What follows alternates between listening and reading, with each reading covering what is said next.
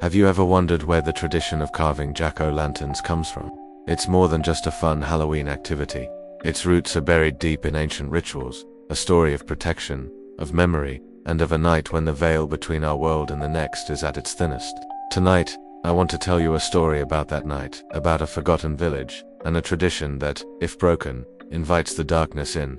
Our story begins in a place lost to time, a small village perched precariously on a windswept hill. The houses there were crooked, leaning against each other for support, their roofs thatched with straw that looked like messy, unkempt hair. In the center of this village stood a colossal, ancient oak tree. Its branches were gnarled and twisted, reaching out like skeletal fingers towards the perpetually gray sky. The villagers believed this tree was a gateway, a silent sentinel standing guard between the world of the living and the realm of spirits. This village had a special name for the last night of October.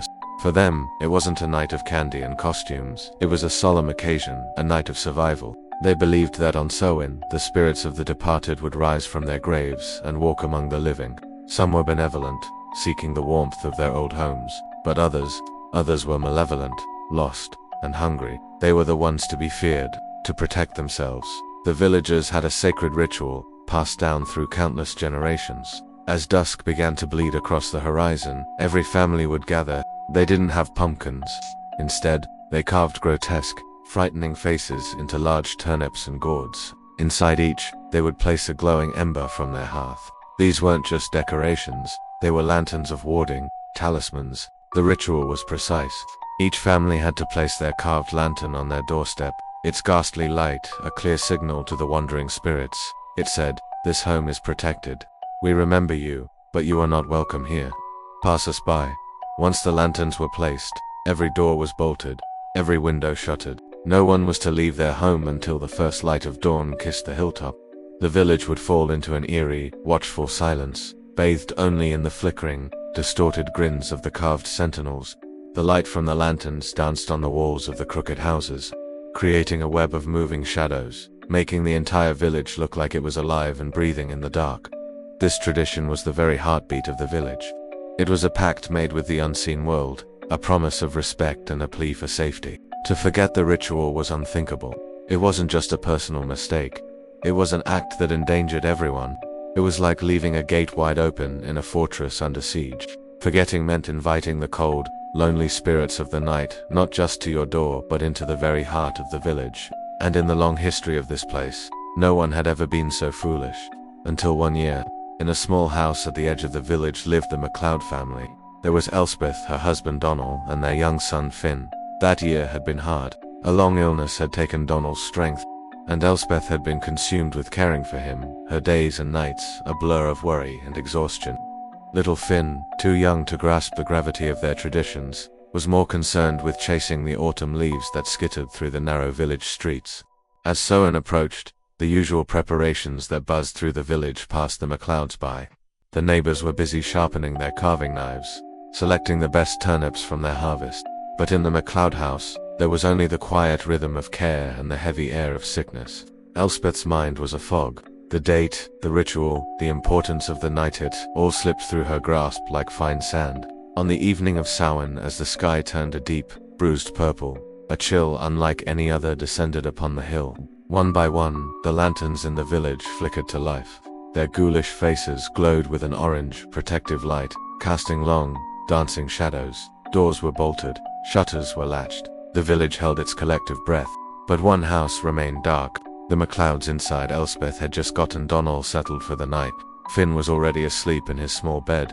Exhausted, she sat by the dying embers of the fire. The silence of the house, a stark contrast to the silent, vigilant terror outside. She didn't notice the absence of light on her doorstep.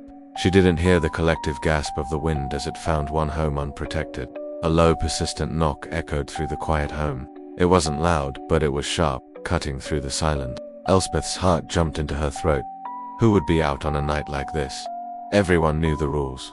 Hesitantly, she rose and moved to the door. "Who's there?" she called out, her voice trembling. There was no answer, only another knock, a little more insistent this time. Against her better judgment, driven by a strange, inexplicable pull, she slowly unbolted the door and opened it just a crack. Standing on her doorstep was a woman. She was unnaturally tall and thin, wrapped entirely in black, her face hidden deep within the shadows of a heavy hood. The only thing visible was the faint glint of her eyes, which seemed to absorb the little light there was. She didn't speak. She simply held out a single, uncarved turnip. It was pale and smooth, looking almost like a skull in the dim light. Fear, cold and sharp, seized Elspeth. She knew, in that gut-wrenching moment, what she had forgotten. Her blood ran cold. The woman, the turnipit, was a message, a terrifying silent accusation. "I'm sorry," Elspeth stammered, her voice barely a whisper. "We forgot." The woman in black said nothing. She simply lowered her hand and took a step forward, crossing the threshold into their home. The air instantly grew frigid, the fire in the hearth sputtering as if starved of air. Elspeth stumbled backward, her hand flying to her mouth to stifle a scream. The woman glided past her, a silent wraith moving through the small cottage. She didn't look at Elspeth or the sleeping form of her husband. Her path was direct, leading to the small room where Finn slept. Elspeth was frozen in place by a primal fear, unable to move, unable to scream. She could only watch as a dark figure stood over her son's bed for a long, silent moment. The woman then turned and glided back out of the house as silently as she had entered. The moment she was gone, the air in the house warmed again, and the fire roared back to life. Elspeth, released from her paralysis, slammed the door shut and bolted it, her body shaking uncontrollably. She rushed to Finn's side, but he was sleeping peacefully, untouched. Elspeth didn't sleep that night. She sat huddled by the fire, clutching a small wooden cross, praying for the dawn. Every creak of the old house, every howl of the wind, sent a fresh wave of terror through her. When the first grey light of morning finally broke the horizon, Elspeth shakily unbolted her door.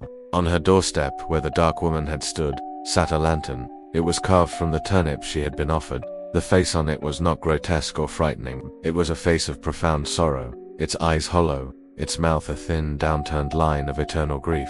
Inside, a single, cold ember glowed with a faint, ghostly light that didn't seem to produce any heat. Elspeth and her family were spared, but they were marked. From that day on, the MacLeod family never forgot the ritual of Samhain, and every year, when all the other lanterns were carved with fearsome faces to ward off evil, one house at the edge of the village would display a lantern with a face of sorrow. It was a reminder of their failure, a token of a debt owed, and a warning to all others. Never, ever forget the traditions of the night, for when the veil is thin, there are some visitors you do not want to welcome into your home. The story of the woman in black became a chilling legend, whispered from one generation to the next, a reminder that our modern Halloween traditions of jack-o'-lanterns are born from a very real, very ancient fear. They are our protectors, our sentinels in the night. So this year, when you carve your pumpkin, maybe give a little nod to the old ways. Carve a face so scary it keeps the darkness at bay, and make sure you light it, just in case. Thank you so much for joining me for this story. If you enjoyed this journey into the darker side of folklore, please hit that like button and subscribe for more tales from the shadows. Stay safe, and have a wonderfully spooky Halloween.